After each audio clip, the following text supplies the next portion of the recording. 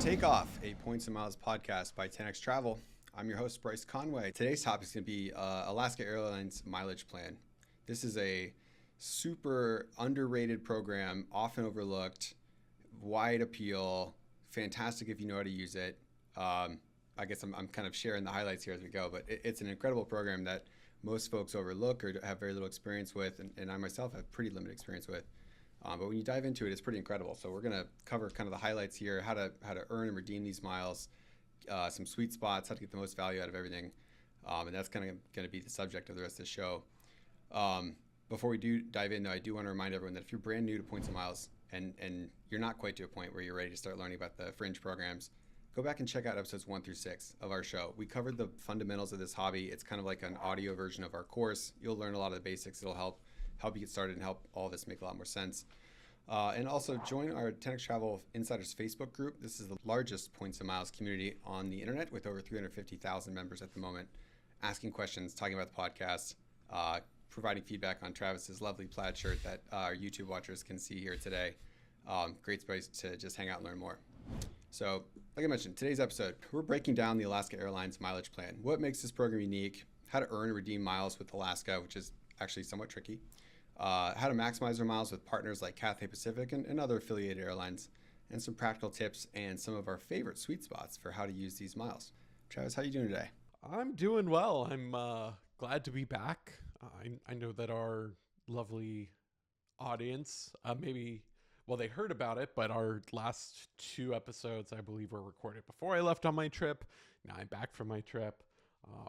For you guys and gals out there, I guess you probably didn't miss me, maybe in spirit. Just know that there was a point where I was on a trip, and now I'm back, and I'm excited to be, I was going to say back in the recording studio, but it's not really a studio. Just glad to be back. Hey, anywhere you record is a recording studio. I'm going to ask my grandma to crochet that on one of those cute little cloth things you hang on the wall. This room is a recording studio instead of this house is a home. There we go. Sell that on Etsy. I feel like we can't leave that stone unturned. How was the trip? It was pretty good, honestly. True feedback, it was a little bit different than I expected. I admittedly kind of went in, I'm sure some people are going to yell at me in the comments about this, but I kind of went in expecting Seychelles to be somewhat similar to the Maldives, especially the Waldorf, right? It's on its own island, and it wasn't. And that was kind of a little disappointing for me at first. Surely everyone out there knows by now, I love going to the Maldives. And so kind of expecting a similar experience and then not, it was similar in some aspects, but it was different enough to where it took me about 4 days to kind of accept it and settle in and just get into the flow there. Once I did that, I still really enjoyed it. Would I go back? I think it's a great property. I would encourage anyone to go there. I actually really think that it's a great property for anyone with kids. They've got a ton of kids activities, a bunch of kids kind of bonding through the kids club and everything. But I want to go back to the Seychelles, but I want to go to some of the different islands to experience a bit more of what makes the Seychelles, which is a little bit easier when you're on some of the main islands rather than one that's exclusive to one resort. But overall, it was great. Got to fly Ethiopian, which was not my favorite business class experience. Hear that a lot. Yeah. And Emirates, though, man, this was actually my first time flying Emirates business class on the A380, and I loved it. I think it gets a lot of shame. I think a lot of it just comes down to Emirates first class versus business class are totally different worlds. But I really liked it. There were a lot of aspects about it I enjoyed, and I would certainly not hesitate to fly it again. I think I put it in higher regards than a lot of people typically do. Yeah, I feel like Emirates business class is treated as flyover territory for folks in first on the A380 just walking back to the bar. Yeah. Which is a very long walk on the A380, but yeah, that's generally my experience too with Emirates business class on the A380 is just that's where I walk through to get between my amazing first class seat and shower and the bar, and which of course makes it look bad for all the same reasons why any artist that opens for Taylor Swift seems like they're not talented, right? Hey, you're just next to something that's epic. But glad to hear that. Sounds like that was a very polite way of saying like, yeah, take it or leave it. Yeah. Not going to return, but I mean, I guess gratitude for being in a position where you can be. It takes you 4 days to accept the fact that you don't have your own island, and indeed have to share that with other folks. And that's the nature of trips once you learn points and miles. So yeah, thanks for updating us on that. I know our audience was thrilled, especially the ones who regularly share comments criticizing us for first world problems. This one will be a good snippet that they can clip, but that's points and miles. I'll accept it. I'll accept all of the trash that I get in the comments for the first world problem of the Waldorf Astoria and the Seychelles not quite living up to what I expected it to. Nice. I'll tell you quickly about a trip I took over the break as well. I took my family to Portugal. We flew TAP. Is it TAP or TAP? I always hear it both ways, but honestly, I do not know. I always say TAP. TAP. All right, we'll go with TAP. Flew TAP from Newark to Porto and then home from Lisbon on their business class product. And I had very low expectations. I'm not gonna lie. It's a domestic narrow body plane. Like it feels like you're boarding just any other flight to like Los Angeles or whatever. So small plane, business class is just 2 and 2, so you don't have aisle access in the windows, but that's, one rows alternate, 1, 2, 1, 2, so you do have some strange seats that are considerably better than others, but I kind of liked it. It was nice to be able to board the plane in like 30 minutes. I was the closest seat to the door, so I was off the plane almost the moment we landed. Nice. Seats lie flat, entertainment system was good, food was decent. And the flight was relatively short because we repositioned to New York and we're only flying to Porto or Lisbon. So pretty much the closest points on the Atlantic to each other, maybe 6.5 hours in the air. Easy way to get to Europe in award space, not hard to find. Yeah. Well, I imagine, especially with the kids as well, makes it a little bit easier for the two of you, right? Because otherwise you're either in kind of different rows or like you have the middle aisle separating you. I've seen in some of your pictures where one of you is on the left, one of you is on the right. And so having just the single aisle probably makes it a little bit easier as well. Sure. In the seating configuration, you easily like kind of assist your kids right next to you. So that, I mean, for families and like for points and miles value, really hard to beat if you're heading to Europe. You do of course have position to the East Coast, but not hard when you live in Ohio. Yeah. I mean, when you live in Ohio, I think that repositioning is just a fact of life almost. It is. Although I think I've mentioned this in the podcast before, I always joke with my sister who lives in Manhattan that I can get to JFK faster than she can. Like you're just repositioning from Manhattan out to the airport. So similar amount of time. So starting out, what is the Alaska Airlines Mileage Plan? Travis, you want to hit us with the basics here, or do you want me to run through these? No, I'll take it here. Alaska is a program that, kind of before getting into the specifics, I think a lot of people know the name of, but for the longest time didn't have any transfer partners. We'll talk about that here in a bit. And people knew about specific aspects of the value of the program without knowing a ton of details about it. Let's hit some of the quick highlights about Alaska's Mileage Plan program. It's one that, once you're familiar with it, can really get some really good value out. Now, one thing to keep in mind if you're out there Googling, reading stuff about Alaska, is over the past 2 years, Alaska has made a lot of changes to their program. I would probably say generally for the better, although there are some things that were lost there. But you might see some different information out there. So just be sure that if you're researching outside of just listening to us, that... Why would you do such a thing? I don't know. We never make mistakes. What? Us? If you're looking into other stuff, you might see some different information because of some of the key changes made in the past. Call it 2 years. One really, really unique thing, though, about Alaska is the way that you earn miles whenever you're flying with Alaska. Most airlines the miles they earn, it's going to be you get what we call a revenue-based system, whereby you earn points and miles based off of the cost of your ticket. So if you're flying from Houston to Paris and your ticket costs $100, they might only award you, let's say, 500 miles because they give you 5 miles for every $1 spent.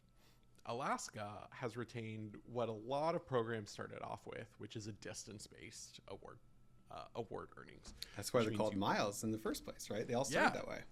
Yeah, like back in the day, you got like 1 frequent flyer mile for each mile that you flew. Alaska still is that way. It's still a distance-based earning, so you earn miles based on the distance flown, not the ticket price, which means that flight to Paris, I don't know how many miles that is. I'm going to say 4,000. Yeah. Like I only know this because of my recent flight to Portugal was just under 4,000 miles. So I'm guessing 6. Okay. We'll go. But I'm going to 6. Google it. Okay. You keep going. Google it. Yeah. So we'll say 6 until Bryce tells us the correct answer. In that case, maybe you would earn 5, right in between. 5,000 miles. Yep. All right. We're pivoting back to 5.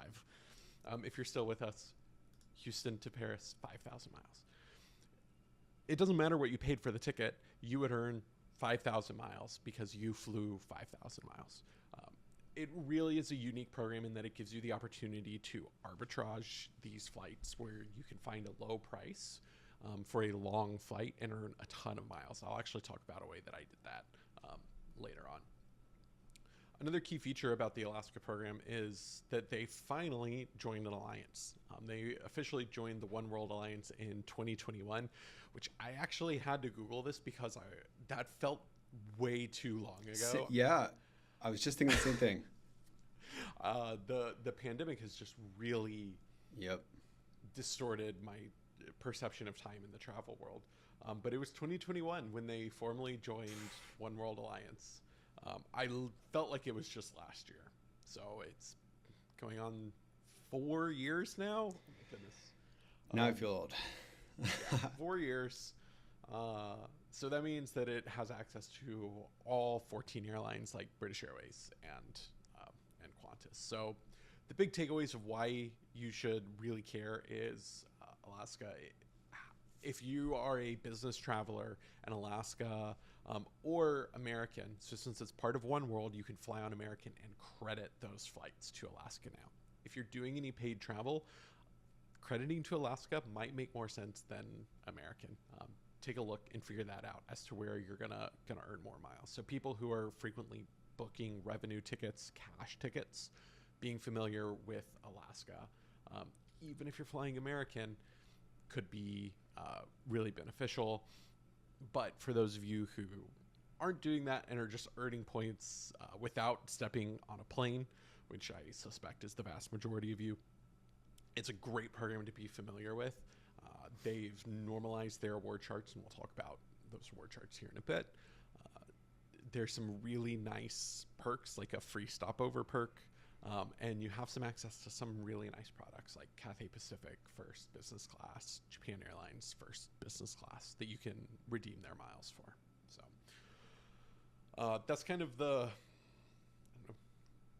6,000 foot view, if you will. It's a pretty straightforward program, right? Like there's not a ton of nuances here, especially now that they're in an alliance. Like for the longest time, Alaska felt almost like the Notre Dame of like college sports, where it's like you're not in a conference. Like you're a big player and there's a lot of perks here, but like you have no conference. But now that them being in One World has made a huge difference. And props to Alaska for not taking that period of time and just cutting all the things that made it great.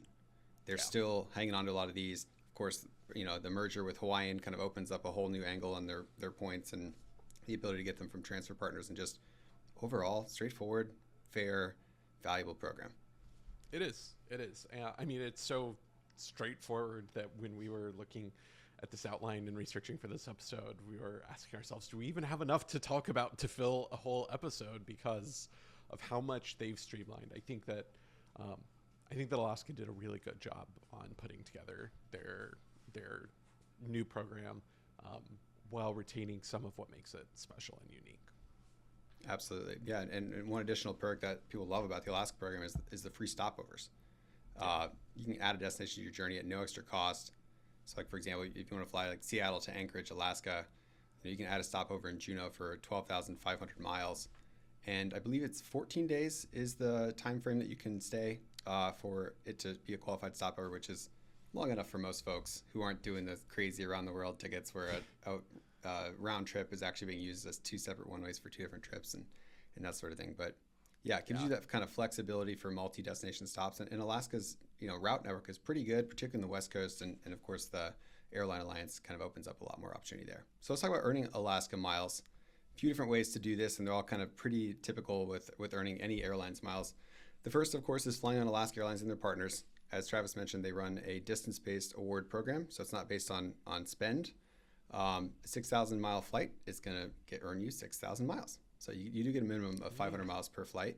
I don't know what, I guess, and now I'm curious, what's the shortest Alaska Airlines flight? I'm sure they have like some intra-Alaska one that's only a few hundred miles. They probably have yeah, that's a good question. I was going to say probably like LA to San Francisco or something, but. Oh, yeah, actually that's almost certainly it, right?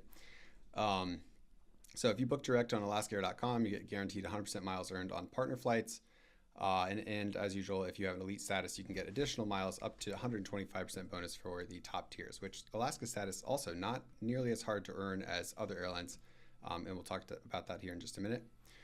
You do have your usual shopping, hotel, and dining portals. Just kind of clicking through these is going to earn you additional miles on the things you're already buying online. Alaska Airlines does have its own shopping portal where you can earn those mileage plan miles when shopping with various partner vendors. So next time you're buying something online and kind of going through that portal process, do consider Alaska, particularly with the value of their miles and how hard they are to earn in other ways. They have a dining program that you can sign up for, super simple, covered in our course on kind of how to do that. If you just Google Alaska Airlines Mileage Plan Dining and follow the prompts, you're good to go.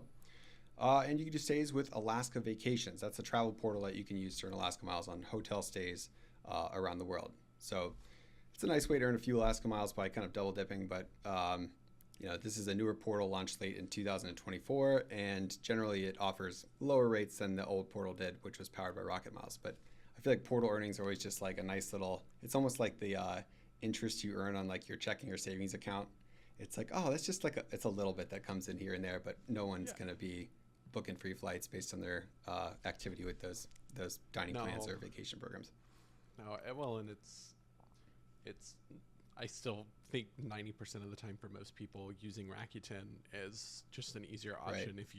If you do have the ability to link it to earn flexible points, it just actually there's a path there now, because Rakuten earning the flexible points that you can opt to do so, transfer to Hawaiian, transfer over to Alaska. So then they've already defeated their entire portal by doing that. That's true. Yeah. Boom.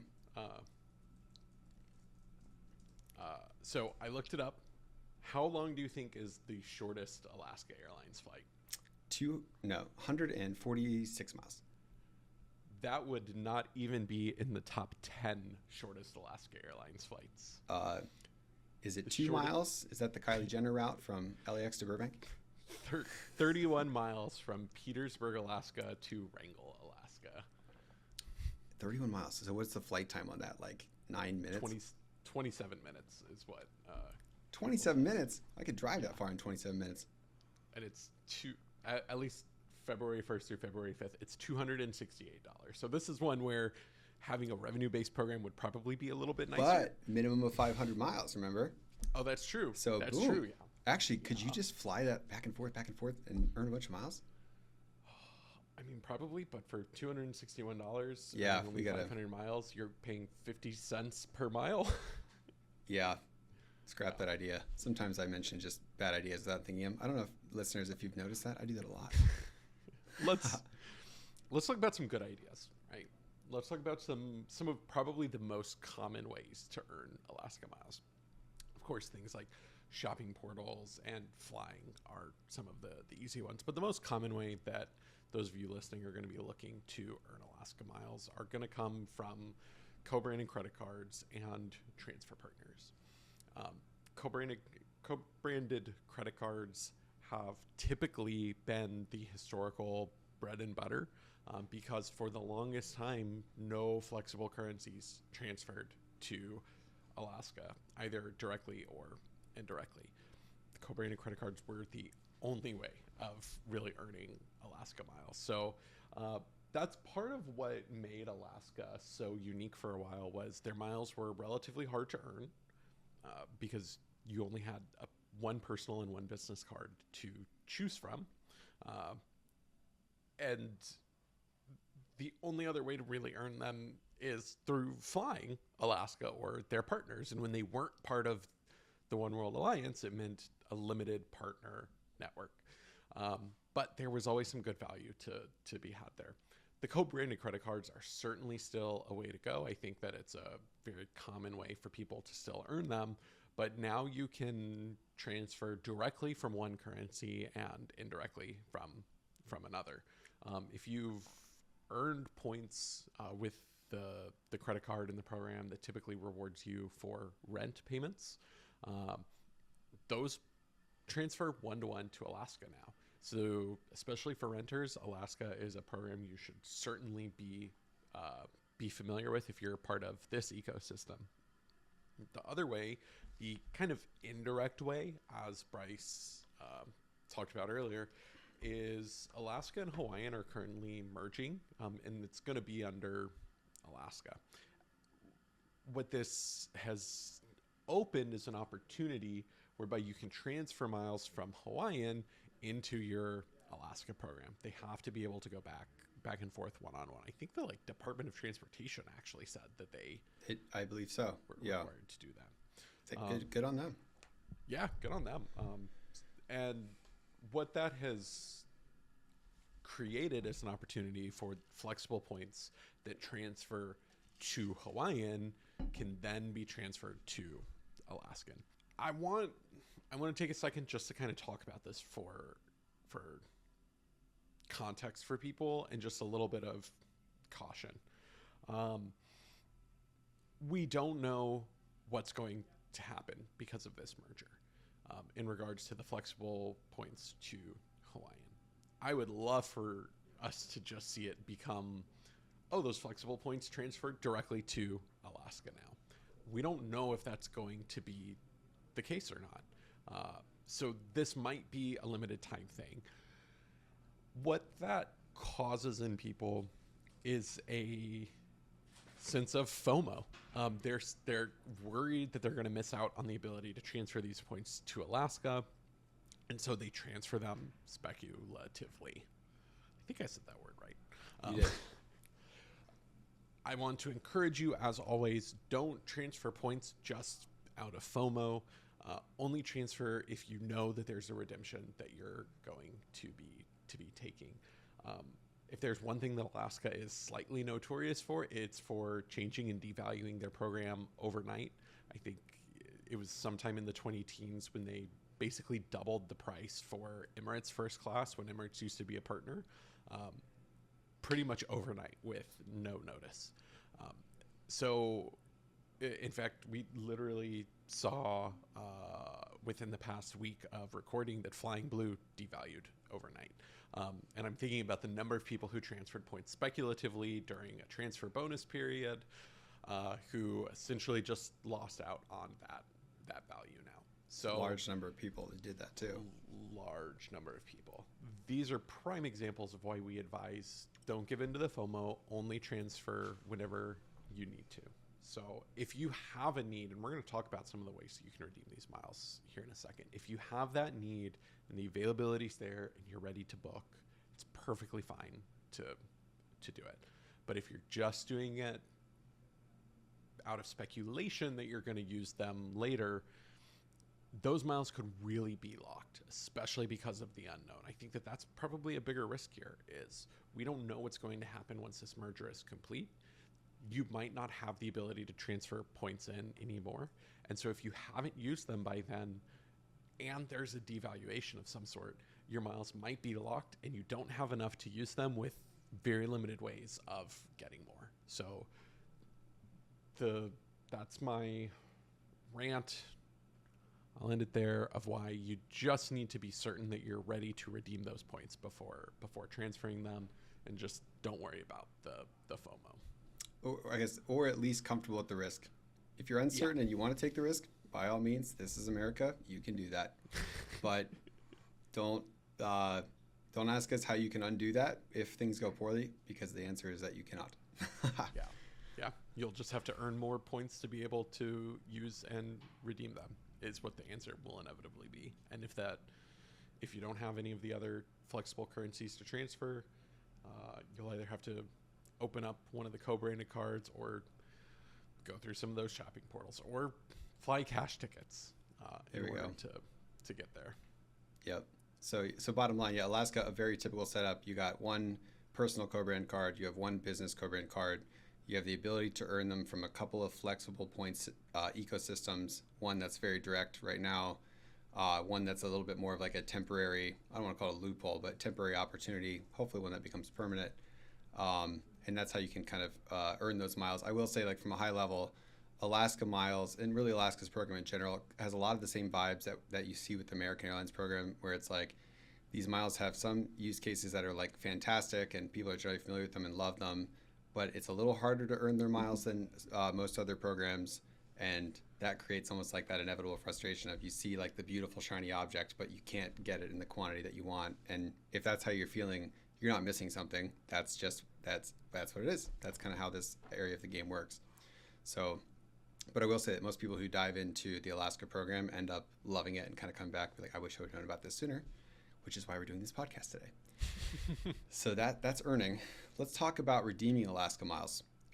So of course, Alaska changed to a distance-based award chart in 2024, and it kind of standardized the award chart across all partners. So previously you had this whole hodgepodge where each partner had a different award chart and they were kind of all over the place.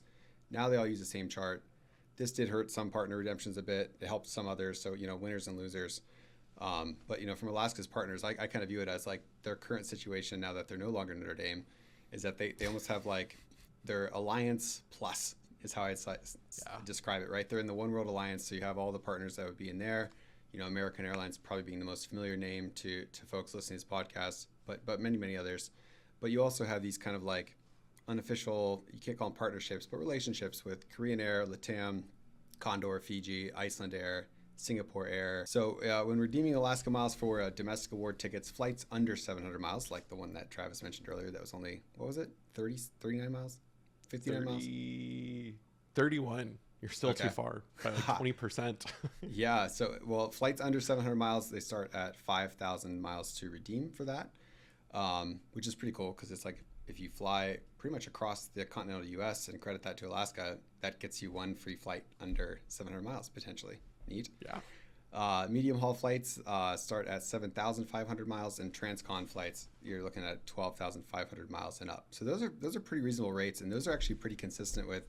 I always kind of like think back to earlier versions of the course as I revise it, and like I always try to share like here's some kind of general guidelines on how much flights cost, and these are the guidelines that I shared in the early ebook in like 2011. So Alaska, while everyone else has kind of inflated somehow faster than the rest of world currencies, Alaska's still hanging out there right where things used to be. Yeah, I think their insularity as a program in terms of ability to earn points has kind of helped them not have to really compete with the other airlines, if that makes sense. Although hopefully that won't change as their program has kind of evolved. Now they are competing. But for Asia business class, you're looking at redeeming 60,000 to 85,000 Alaska miles, depending on the distance that you're flying. Flying business class to Europe, you can find flights starting at 45,000 Alaska miles. So like JFK to Madrid, for example, if you're flying a shorter distance. For South Pacific business class, you can find flights starting at 60,000 miles. These are things like LA to PPT, for example. If you're heading down to visit some locations that would hopefully be more appealing to Travis than his Seychelles trip. Very doable with Alaska miles. And then some premium cabin sweet spots, Cathay Pacific business class to Asia, 60,000 to 85,000 Alaska miles. Japan Airlines business class JL to North Asia, 60,000 to 75,000 Alaska miles. All very, very reasonable rates. Searching all these, at least in my experience, it seems like the Alaska Airlines site is going to be the only place you're going to have to go, unless you're kind of looking at some more of these kind of fringe partner award bookings. But it's straightforward. The prices make sense. Those are very reasonable rates. And that's I have not redeemed Alaska miles for a international flight yet. I guess not that I can recall, but have you, Travis, booked any of these yourself? I have. I've done it. I've redeemed Alaska miles twice for international flights now. One before the program changes and one after. The ones I booked before was I believe it was 70,000 Alaska miles to book Cathay Pacific first class from JFK to Hong Kong. That was one of the highlights of Alaska's program for a long time. In fact, that whole redemption was crazy. It started off with a few years ago a significantly discounted first class fare from Da Nang, Vietnam to New York round trip. I remember that. And I think it was like $700, and you got 5 using Alaska's distance-based charge. So this is an example of the distance. You got 5 miles for every mile flown. So round trip, it was like 12,000 miles. So 5 miles of that, it's 60,000 miles. So you basically got enough miles for almost another first class ticket. So for $700, I got to fly first class on Cathay Pacific, call it 2.8 times. I just had to get those other 10,000 miles. And that was like what, 2019? I think that happened right. I think so. Right, it was before definitely the pandemic. before the pandemic. And there was like a narrow couple of months range. And the only thing I remember about that is Da Nang's airport code is DAD. Yeah. And so everyone kind of in the forums who's kind of like not trying to spill the beans on this would kind of say like, are you going to visit Dad soon? Yep, I'm visiting Dad. You visiting Dad? Heck yeah. Uh-huh. And it was one of those crazy ones. You had to start in Vietnam, so we literally went to Vietnam for a weekend to start this. It just coincided with my birthday. I already had another trip to Asia planned, so I just canceled those flights, rebooked with those same miles to go for this weekend trip, so that way I could fly Cathay Pacific first class again. It was great.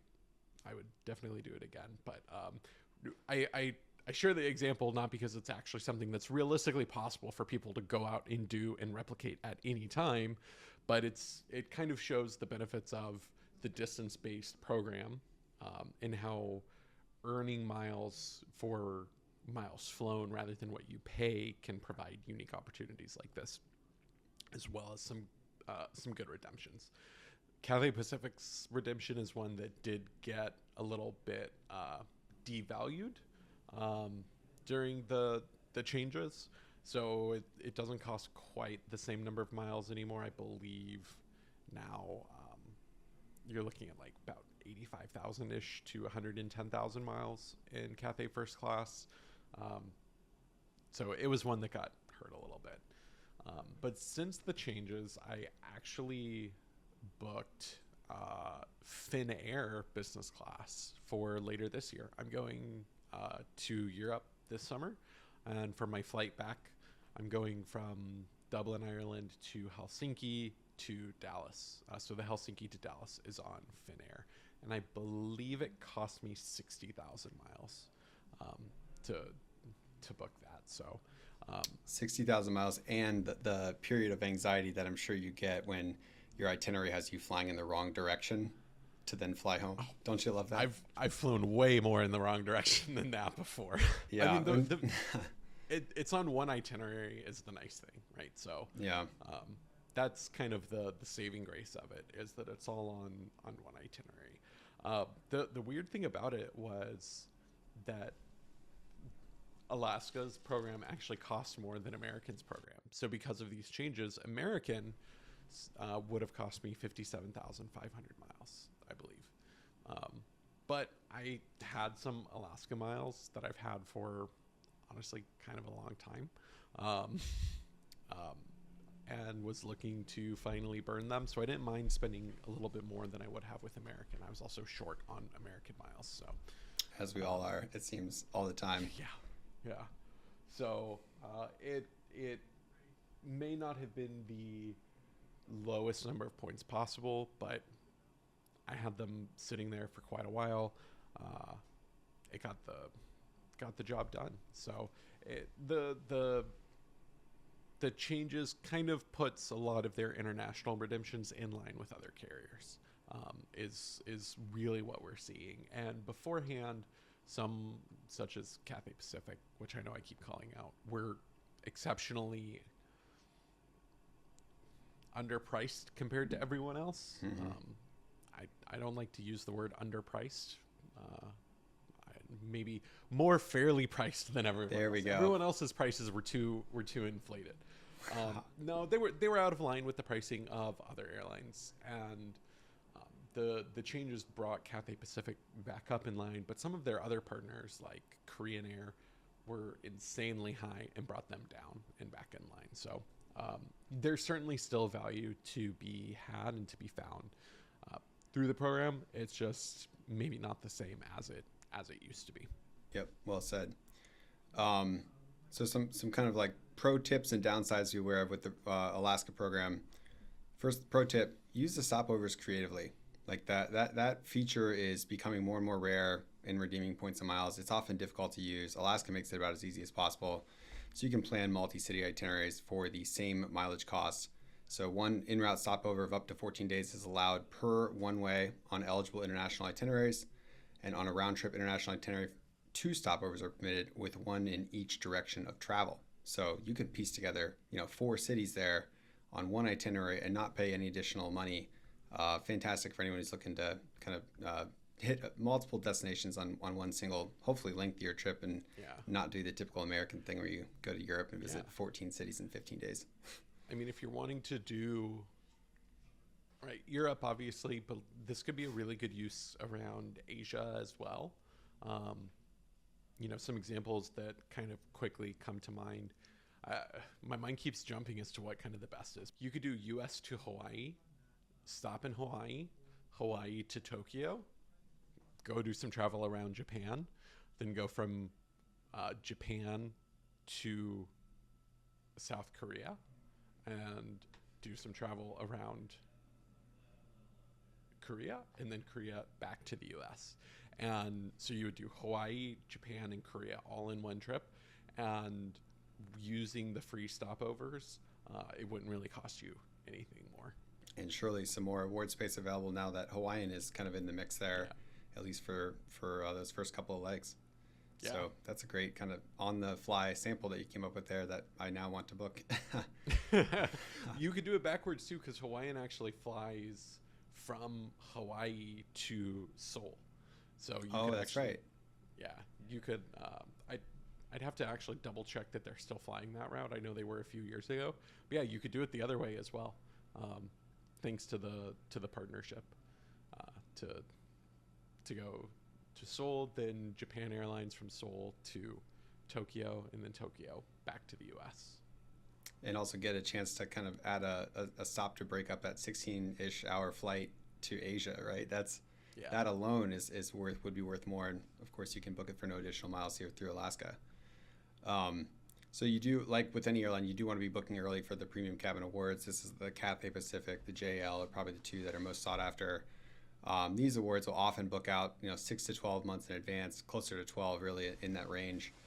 You will occasionally find last-minute award availability on these routes. Really, I guess in my experience, these routes strictly adhere to our general advice of the best award space is kind of way in the future or last minute, but the worst of it is like 4, 5, 6-ish months ahead of travel. It's harder to find. So try to be on the ball there, or be spontaneous and do it last minute. But things you do want to watch out for with their program is limited availability. As I just mentioned, these premium awards do book out months in advance.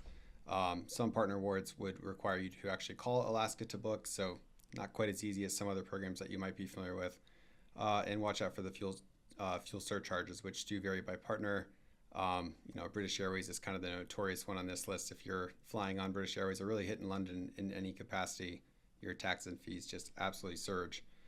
So those are things you do want to be aware of. But running actual searches, in my experience, is relatively straightforward. Right there on the Alaska site, good at finding all the availability, good at booking online and kind of managing everything. So they do make it easy, despite those couple of limitations there.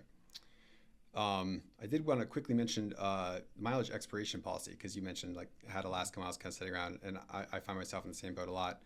I believe that their current policy is miles do not expire as long as you have any activity within a 2-year period, which is effectively like miles don't expire if you're paying attention, is kind of how I phrase this. You're probably going to organically have activity with them every 2 years, especially if we're transferring points or kind of doing some of the strategies we mentioned earlier.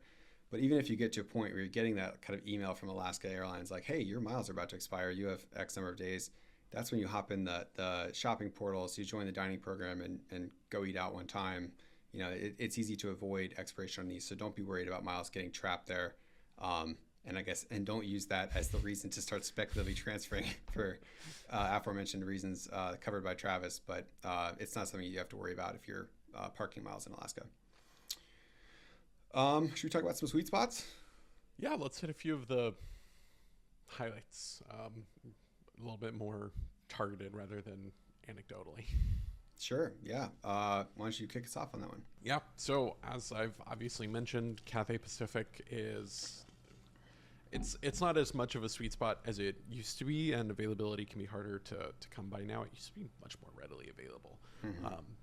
But it's still a great use of Alaska miles. If you're wanting to fly business class between the US and Asia, you're going to see 60 to 85,000 miles. First class, not that big of a step up, 90 to 110,000 miles. So you're not paying a huge premium. It's like a 25 to 30% premium to step up to first class.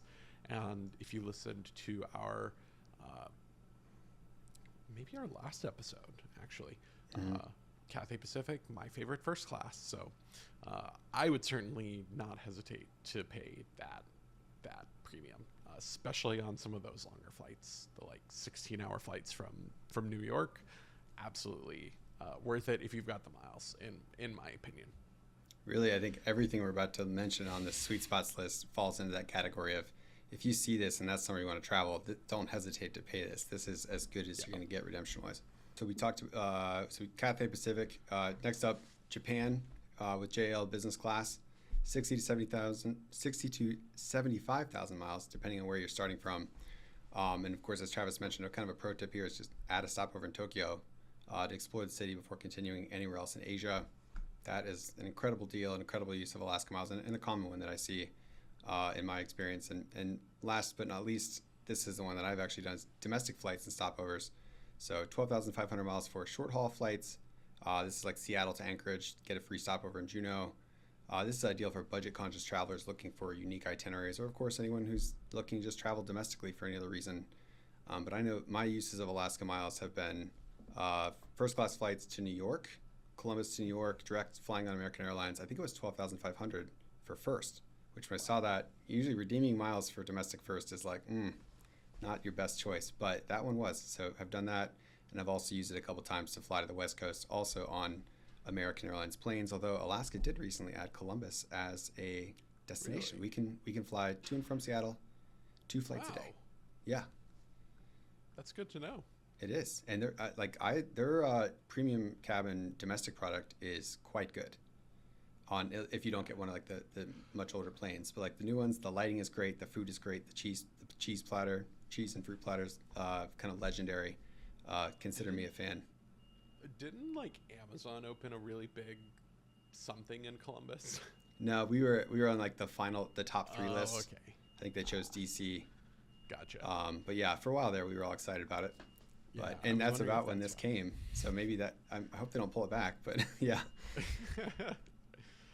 Yeah, I mean, I've not used it for domestic ones, admittedly, but like that's the nice thing, right? When we're talking about sweet spots, but the nice thing about Alaska's program is it's pretty competitively priced everywhere now. Whether you're looking to fly domestically or internationally in a premium cabin, it's still a pretty good program regardless.